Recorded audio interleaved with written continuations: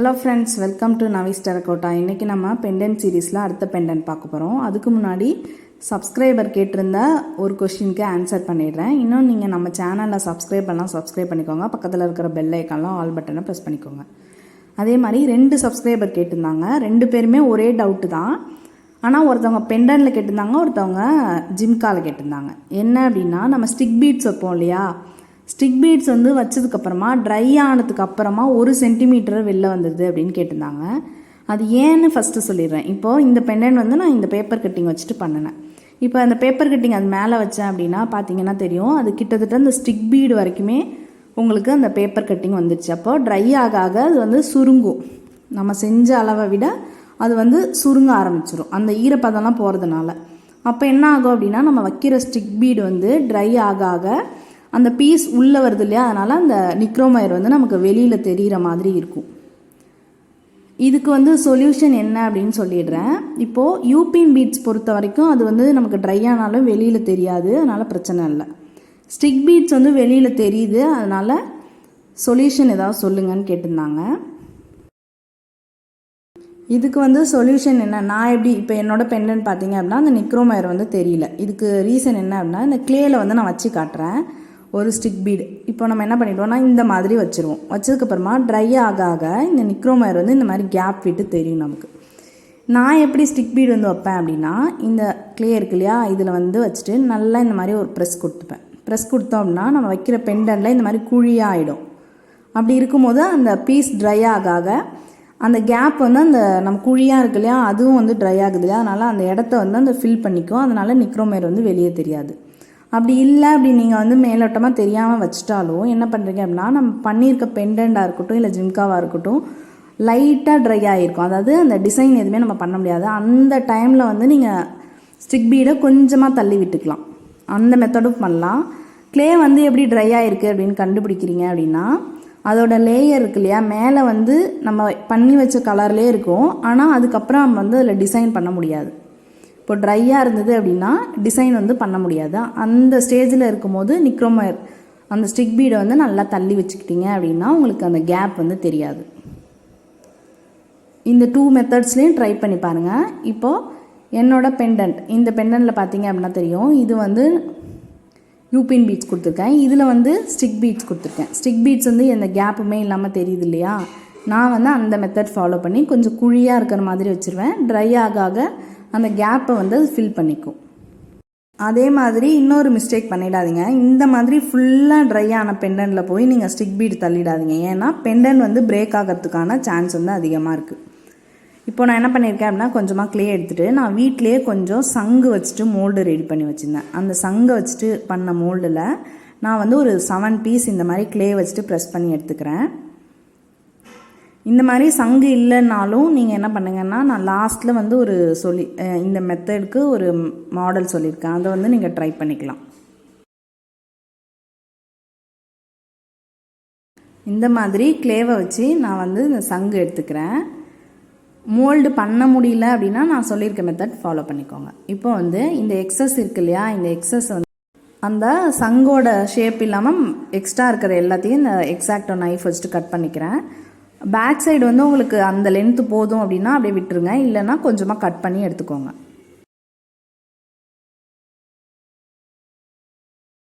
Same மெத்தடில் நான் வந்து எல்லா சங்கையும் இந்த எக்ஸஸ் கட் பண்ணி எடுத்துக்கிறேன். அதே மாதிரி நம்ம பண்ணுற பீஸ் எல்லாமே இப்போ 7 பீஸ் பண்ணுறோம்னா 7 பீஸும் ஈவனாக இருக்கான்னு மட்டும் செக் பண்ணிக்கோங்க. ஈவனாக இல்லை அப்படின்னா கொஞ்சமாக கட் பண்ணி எடுத்துக்கோங்க. இந்த மாதிரி 7 பீஸையும் கட் பண்ணதுக்கப்புறமா நான் என்ன பண்ணிக்கிறேன் அப்படின்னா, நிக்ரோமயர் வந்து எடுத்திருக்கேன். இந்த சங்கோட அளவு பார்த்துக்கோங்க. மேலே வந்து ஒரு சென்டிமீட்டர், கீழே வந்து 1 சென்டிமீட்டர் வர மாதிரி நம்ம கட் பண்ணிக்கணும். கிட்டத்தட்ட ஒரு 1.5 இன்ச் வந்து நான் இதில் கட் பண்ணியிருக்கேன். அதே மாதிரி இது பெண்டு இல்லாமல் பார்த்துக்கோங்க. கொஞ்சம் ஸ்ட்ரெயிட்டாக இருக்கிற மாதிரி நிக்ரோமயர் கட் பண்ணிக்கோங்க. 1.5 இன்ச் கட் பண்ணோம் அப்படின்னா கரெக்டாக இருக்கும். சேம் மெத்தடில் நான் ரெடி பண்ணி வச்சுருக்கேன். எல்லா சங்குக்கும் ரெடி பண்ணிட்டேன். இப்போது இந்த சங்கில் இந்த எட்ஜிலேருந்து இந்த எட்ஜுக்கு, அதாவது சென்டரில் அந்த நிக்ரோமயர் வந்து இருக்கணும், நடுவில் வந்து சங்கு இருக்கணும். இந்த மாதிரி எல்லா பீஸ்லேயும் நான் வந்து நிக்ரோமயர் கொடுத்து அட்டாச் பண்ணிக்கிறேன். சேம் மெத்தடில் நான் வந்து ரெடி பண்ணியிருக்க 7 சங்குக்கும் நிக்ரோம் ஒயர் கொடுத்துக்கிட்டேன். பெண்ட் இல்லாமல் பார்த்துக்கோங்க. பெண்ட் இருந்தது அப்படின்னா நம்ம சங்கு உள்ளே போகும்போது ஸ்ட்ரைட்டாக அந்த நிக்ரோம் ஒயர் இருக்காது. அதே மாதிரி பெண்டன்ட் அட்டாச் பண்ணும் போது அது ஸ்ட்ரைட்டாக இல்லை அப்படின்னா ஈவனாக இருக்காது பெண்டன்ட்.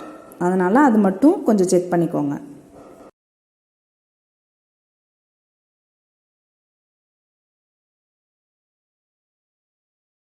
இப்போது இந்த பீஸ் எல்லாமே ரெடி ஆகிடுச்சு. நான் இது வந்து தனியாக வச்சுக்கிறேன். இன்னும் கொஞ்சம் க்ளே எடுத்துகிட்டு நல்லா நீட் பண்ணிட்டேன். நீட் பண்ணதுக்கப்புறமா நம்ம 0.5 ஸ்கேல் வச்சுக்கிட்டேன். ஸ்கேல் வச்சுட்டு இந்த க்ளேவை வந்து இந்த மாதிரி தேய்ச்சிக்கிறேன். தேய்ச்சதுக்கப்புறமா ஆல்ரெடி சொல்லியிருக்கேன் இல்லையா, ஸ்கேல் இல்லை அப்படின்னா 2 ஐஸ்டிக்கை ஜாயின் பண்ணி ஸ்டட்டுக்கு வச்சுக்கோங்க. 3 ஐஸ்டிக்கை ஜாயின் பண்ணி பெண்டன்ட்க்கு வச்சுக்கோங்க. இந்த மாதிரி நல்லா ஃப்ளாட் பண்ணிட்டேன். இந்த மாதிரி ஃப்ளாட் பண்ணதுக்கப்புறமா அதே ஸ்கேல் வச்சுட்டு நான் என்ன பண்ணிக்க போகிறேன் அப்படின்னா ஸ்கொயர் ஷேப்பில் கட் பண்ணிக்க போகிறேன். கொஞ்சம் 4 சைடு மட்டும் ஈவனாக இருக்கான்னு பார்த்துக்கோங்க. மற்றபடி உங்களுக்கு என்ன ஷேப் வேணுமோ அந்த ஷேப் கட் பண்ணிக்கலாம். அதாவது ரெக்டாங்கிளாக வேணாலும் கட் பண்ணிக்கலாம், இல்லை ஸ்கொயர் வேணாலும் கட் பண்ணிக்கலாம். நான் வந்து கொஞ்சம் ஸ்கொயராக கட் பண்ணிக்கிறேன். இந்த மாதிரி பண்ணிவிட்டு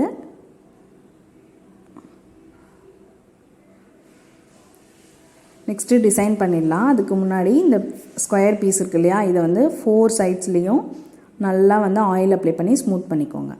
அதே மாதிரி இதை ஃப்ரண்ட் அண்ட் பேக்குமே ஆயில் அப்ளை பண்ணி ஸ்மூத் பண்ணிக்கோங்க. இப்போது டிசைன் பண்ணுறதுக்கு என்ன எடுத்திருக்கேன் அப்படின்னா, நான் எப்போதும் யூஸ் பண்ணுவேன் இல்லையா நீடில், அந்த நீடில் எடுத்திருக்கேன். இந்த நீடில் 4 சைட்ஸ்லேயும் இந்த மாதிரி லைன்ஸ் மாதிரி கொடுத்துக்கிறேன்.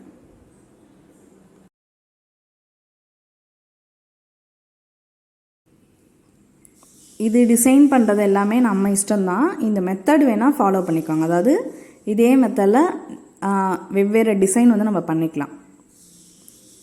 இந்த நீடில் வச்சுட்டு நம்ம நீடில் ஃபஸ்ட்டு ஒரு லைன் போட்டோம் இல்லையா, அந்த இடத்துல இந்த மாதிரி குட்டி குட்டி லைன்ஸ் போட்டுக்கிறேன். போட்டதுக்கப்புறமா நெக்ஸ்ட்டு டூல் என்ன எடுத்துக்கிறேன் அப்படின்னா,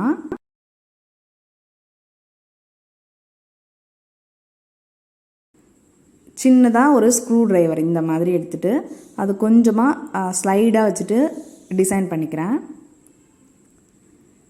இந்த பெண்டன்ட்டோட நீடில் வச்சுட்டு போட்டோம் இல்லையா லைன், அந்த லைனுக்கும் பக்கத்தில்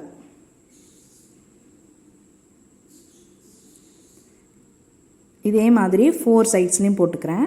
4 சைட்ஸில் போட்டதுக்கப்புறமா சென்டரில் இருக்கிற இடம் வந்து உங்களுக்கு பிளெயினாக இருந்தால் போதும் அப்படின்னு நினச்சிங்கன்னா பிளெயினாகவே விட்டுடலாம். நான் வந்து அது பிளெயினாக வேணாம் அப்படின்னு நினச்சிட்டு என்கிட்ட வந்து இந்த மாதிரி ஒரு சின்ன வுட் பிளாக்ஸ் இருந்தது. இது வந்து நான் இன்ஸ்டாகிராமில் தான் வாங்கினேன். இந்த மாதிரி உங்கள்கிட்ட இருந்தது அப்படின்னா நீங்கள் டிசைன் பண்ணிக்கோங்க. இல்லை அப்படின்னா பிளெயினாக விட்டுக்கலாம். இல்லை விருப்பப்பட்டீங்க அப்படின்னா உங்களுக்கு என்ன டிசைன் விருப்பமோ அந்த மாதிரி பண்ணிக்கலாம். ஆனால் இது வந்து நம்ம கட் பண்ண போகிறோம், அதனால் அந்த இடத்துல ஏதாவது எம்போஸ்டு ஒர்க் வந்து பண்ணாதீங்க.